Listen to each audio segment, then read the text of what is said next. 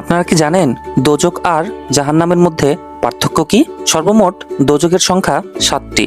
তার মধ্যে সবশেষ যে দরজাটি তার নাম হলো জাহান্নাম। প্রথম দরজার নাম হলো হাদিয়া।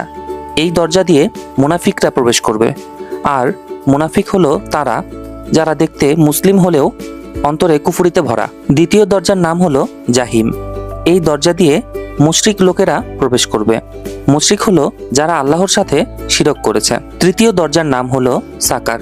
এই দরজা দিয়ে প্রবেশ করবে তারা যারা আকাশের দিকে তাকিয়ে কোনো আলোর পূজা করত। চতুর্থ দরজার নাম হলো লাজা। এই দরজা দিয়ে শয়তান ও তার অনুসারীরা প্রবেশ করবে। পঞ্চম দরজার নাম হলো হুদামা। এই দরজা দিয়ে ইহুদিরা প্রবেশ করবে। ষষ্ঠ দরজার নাম হলো সাইর। যারা ঈসা আলাইহিস সালামকে আল্লাহর পুত্র বলে মানেন তারা এই দরজা দিয়ে প্রবেশ করবেন। সবশেষ সপ্তম দরজার নাম হলো জাহান্নাম।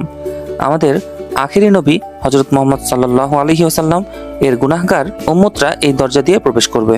আর এই জাহান্নাম এমন একটি দরজা যেখানে পাপীরা তাদের সাজা শেষ হবার পর এই দরজা দিয়ে বের হয়ে জান্নাতে প্রবেশ করবে। আপনাদের আজকে একটা কথা বলবো।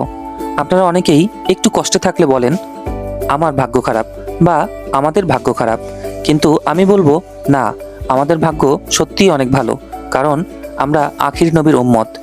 আর আমাদের আখির নবী হযরত মুহাম্মদ সাল্লাল্লাহু আলাইহি সাল্লাম বলেছেন যে আমার একটা উম্মতও বাকি থাকা অবস্থাতে আমি জান্নাতে প্রবেশ করব না। তাই আমি বলবো আমরা সত্যি অনেক ভাগ্যবান। আমাদের উচিত সবসময় আল্লাহর কাছে লাখো কোটি শুকরিয়া আদায় করা। আলহামদুলিল্লাহ।